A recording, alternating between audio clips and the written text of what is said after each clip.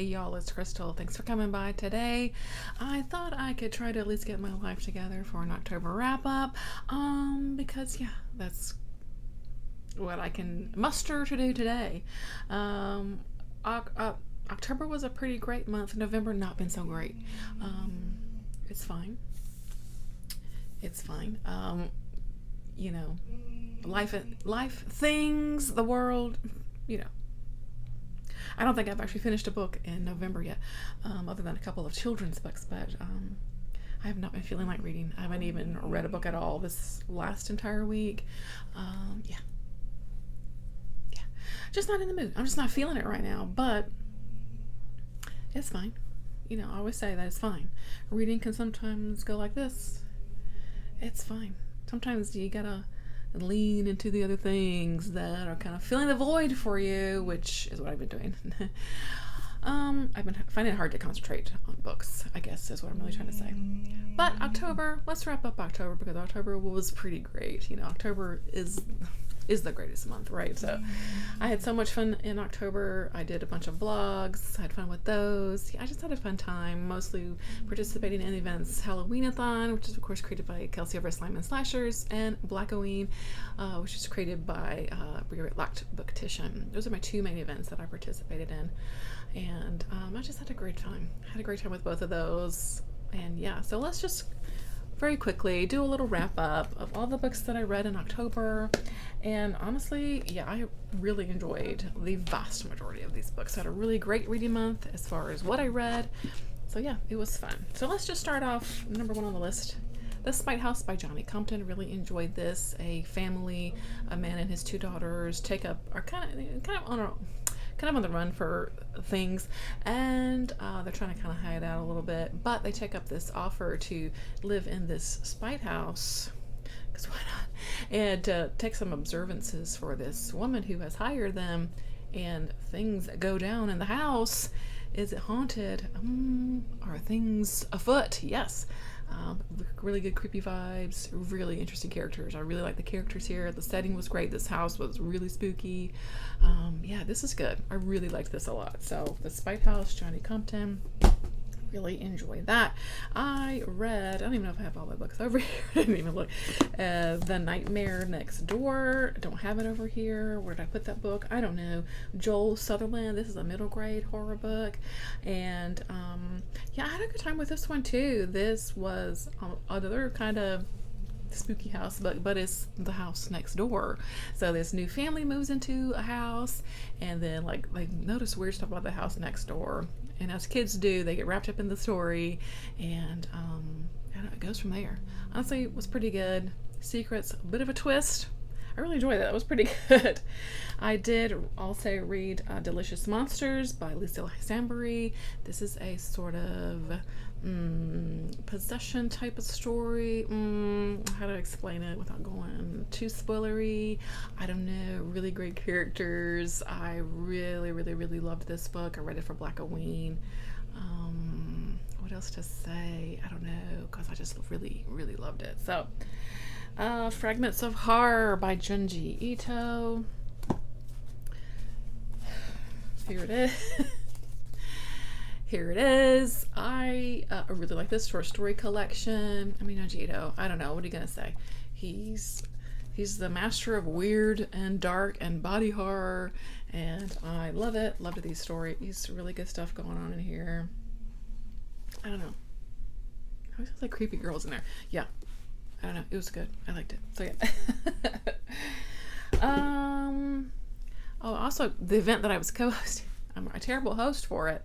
But you know, Occult Detective October was also happening. My brain isn't bringing. I'm sorry, but Lockwood and Co. The first book of that series, The Screaming Staircase by Johnathan Stroud.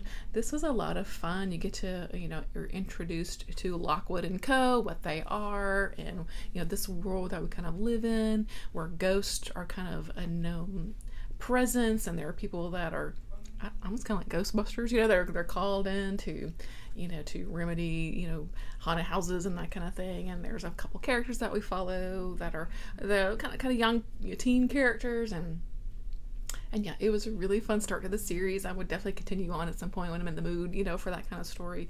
I had a good time with that one. What book that I really loved is The Forest by Lisa Quigley. All right, books falling everywhere. The Forest by Lisa Quigley. I really loved this.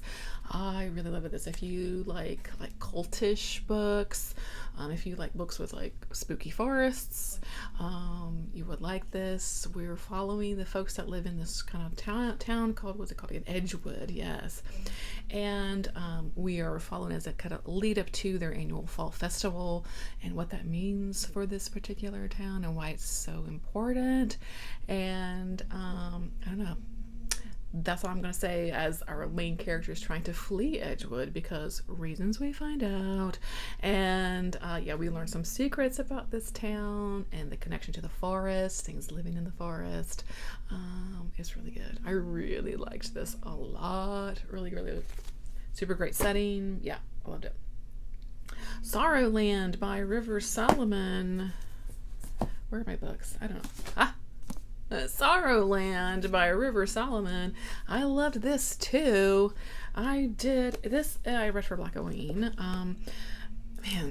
River Solomon.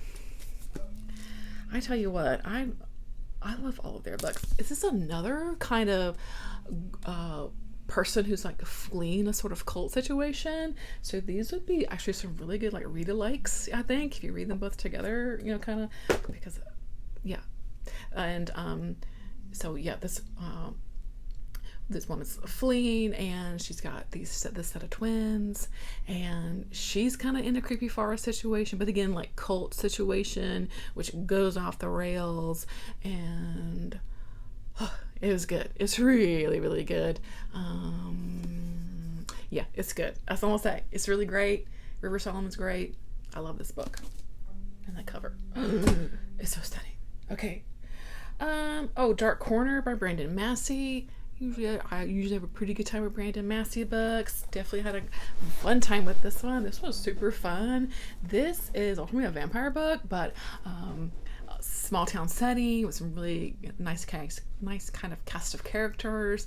Our main character is this guy who has inherited a house that his father willed to him, who was a pretty famous author, but they had a rocky relationship. They weren't really in contact very much, so I think he was kind of surprised to be willed this house. But anyway, so he goes and he's like, he's going to check out the house, check out the town. He gets kind of wrapped up in stuff because also vampires decide to come to town too at the same time. Yes. And there's this big sort of old kind of plantation home. This is set in, was it Mississippi? I forget now, but a southern state that has some history, of course, and that comes into play as well.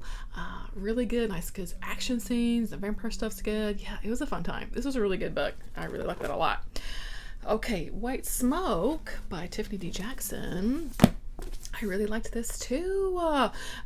We've got a family that has relocated to a kind of smallish town.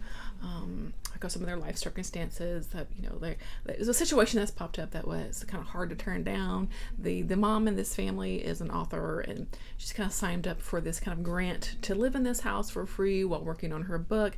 So she and her her husband and their family, 3 kids I think they have between, but they're like a mixed family, meaning they're both divorced and then come back together, and they have their own kids that they bring with them. So that makes what I'm trying to say.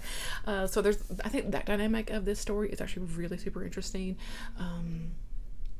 About because they're things play out differently, right? I just realized this is like a raised surface on this this. Can you see the house? I can't see it very good. But anyway, yes, our main character is a teenager, Marigold, who definitely has some issues. There's a lot in here about her sort of, I guess, kind of OCD and anxiety, and how that manifests for her, how moving in this house has definitely triggered things for her, along with seriously spooky ghost haunted house stuff vibes.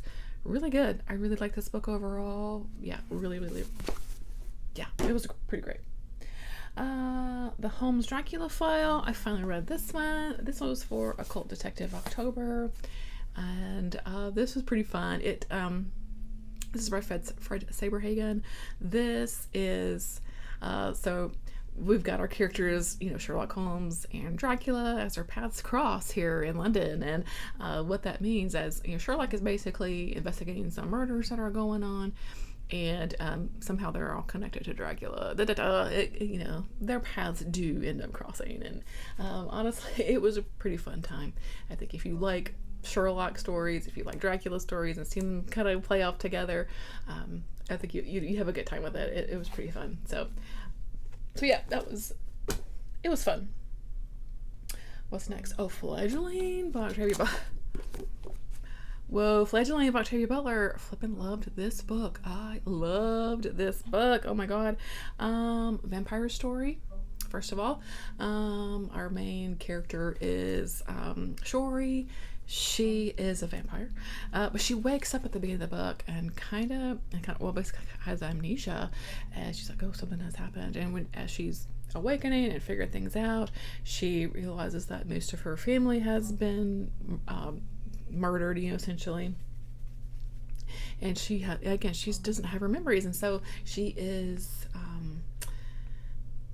trying to figure out what's going on with her family. She kind of hooks up with a couple, some other vampires along the way, some humans that are kind of helping her out, and we learn about this world that Octavia Butler has set up for us of how vampires, exist in this world, how they have humans that, sort of have this symbiotic relationship with, in a way, to provide support, nourishment, and there's an overall pretty hefty sexual tone to this, which at times can be a little because of Shory herself, because even though she's like almost a 60-year-old vampire, I think she's 50-something-year-old vampire, she still's in the body of like a pretty young girl. So yeah, there's just some blurred lines, you know what I mean? But overall, I thought this was fantastic. I love Octavia Butler, and yeah, I loved it. So glad I finally read Fledgling, because woo, I loved it. Yes.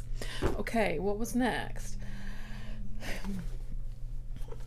Oh, this was a library book, so I don't have it. This is really kind of more like a children's book, I guess. It's The Skull, a Tyrolean Folktale by John Klassen. This is following a young girl who runs away from home, and as she's walking through the woods for a while, she stumbles on this sort of castle, looking house, and she comes in and she finds a skull. And she carries the skull around, and then she's telling a story, and we figure out what's going on, why this skull is just a skull, and where's its body. And yeah, it was fun. The illustrations are wonderful. If you want some really good kind of creepy kid illustration book, I would definitely give this a go. It was good. What Moves the Dead by Kingfisher. This is Kingfisher's sort of retelling, reimagining, what have you, of Edgar Allan Poe's Fall of the House of Usher, and excellent. Actually, I really enjoyed this a lot. I really liked the characters. I like the setting, of course. There's creepy stuff and things. I don't know. Like, I really liked. I really like Kingfisher's writing, is what I'm trying to say. And yeah, so we find out what's going on in this house and how is it affecting those that live there. So I liked it. I liked it a lot. I had a good time with that. Also, another Junji Ito book is Frankenstein, and it's kind of some other stories in here too. So he basically told Frankenstein through his lens, and gave us some really great illustrations of what his Frankenstein monsters look like and everything. So about maybe half-ish of the book is the Frankenstein story, and then the other half is some more short stories by Junji Ito. Overall, again, just a really good. I just really like, Junji Ito's imagination, the way he tells us a story visually, of course, and with the words. And this one, there's several stories in here of the short stories that took place in this really creepy house. So another kind of creepy house vibes. And yeah, I don't know, Junji Ito, I love it. It was good. It was good stuff. Let's see what was next. Oh, and then I Woke Up by Malcolm Devlin. Sort of a what do you call it? Like a viral kind of plague type story as an aftermath. We watch how people, this sort of, I guess, virus I'll call it, but well, he calls it a plague here. So yeah. How it affects people, what that means for people kind of afterwards too, how the society is set up for those that are dealing with it, both as they are currently still affected by the plague, and those that have kind of healed from the plague, but then they're left with sort of remnants of what they've done while being ill, so that kind of perspective of this book I really enjoyed. Overall, I thought this was really great. Definitely an interesting take on a sort of plague, sarstory. Yeah, I don't know, it was good. I liked it. Yeah, so I got that.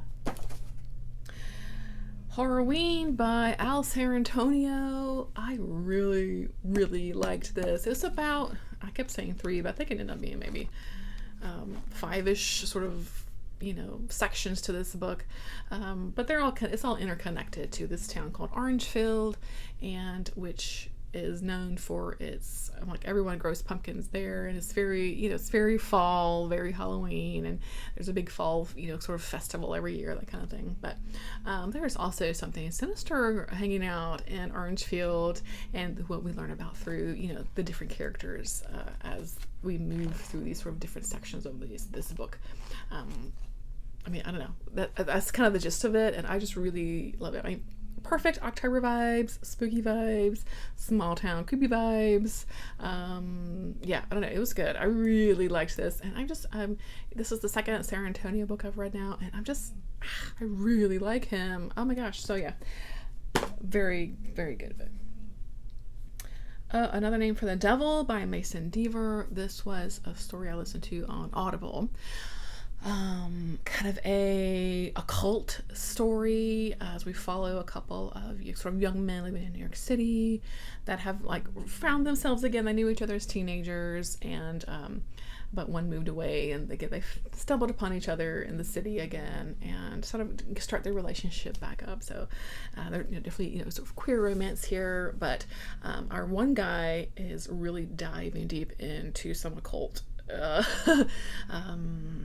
what's the word I'm looking for? Study, I guess, as he's possibly trying to summon a demon and trying to rope this other guy into it, and stuff and things happen. It was pretty good. So I liked it a lot.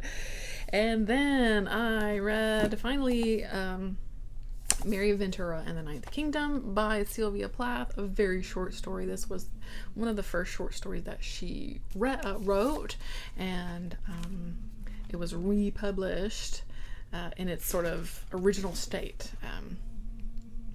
I think I looked it up before, but I forgot. I think it was like 2019 or so, and it was really good. This is a really unsettling book as we're following a sort of young woman as her parents are putting her on a train, and she's going to the Ninth Kingdom, which feels like the end of the line, but we don't know what's there at the end. It seemed sinister to me. That's the vibe that I got from it, right? And so as she's on the train, she's talking to this woman who's kind of bringing these questions to her, don't you think this is weird? As they're going through these different kingdoms. She mentions going through the Sixth Kingdom and Seventh Kingdom. Yeah. So I don't know. Very, like I said, it's kind of off-putting, a little strange, and you just aren't ever quite sure what's going on, but I also really liked it too. So yes, that's kind of how I ended the month, and that was it. Yeah, I had a really good month. I watched some really good stuff too. Let me think.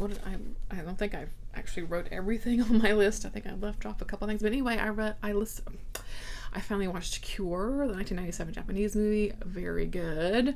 Demonic Toys. It was a watch party for Halloween fun. So much fun. Biotherapy, a short Japanese film. Splatter, guts, just violence everywhere. Really a lot of fun. We did go to the theater to see Beetlejuice. I had so much fun with that. Again, if you want to see it, watch it. It's really fun. The Garfield Halloween special. Yes. Agatha All Along. Loved it. Loved that show. Very good. Dark Night of the Scarecrow. I watched. You can watch it on YouTube. That was pretty good. I did finally finish Sweet Home. This is season 1. This is South Korean kind of horror series, and oh my god, season 1 was great. I don't know when I get a season 2, but season 1 was good, and I really loved this cast of characters that they're trying to survive as something has happened to humans and they're turning into monsters. Yeah, it's good. I watched The Binding, which was an Italian possession movie. It was pretty good. The setting was like the best thing about that. It was so just old, kind of like villa home and spooky, witchy vibes. It was good. It was pretty good. The South Korean movie, The Host, finally. Oh my god, it was so good. I loved that movie. The Toy Story Halloween special. I went to the movies to see the Taeyong's concert movie. I don't care about that. I watched Halloween. Of course, that's a given. I think I watched something else. A couple of things I obviously neglected to add to my list, but yeah, I did watch some pretty fun things in October as well. So yeah, just overall had a pretty good October, and yeah, here in November just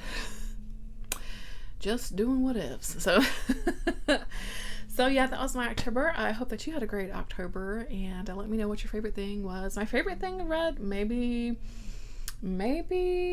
Fledgling. Honestly, that was so good. I would say Fledgling right now.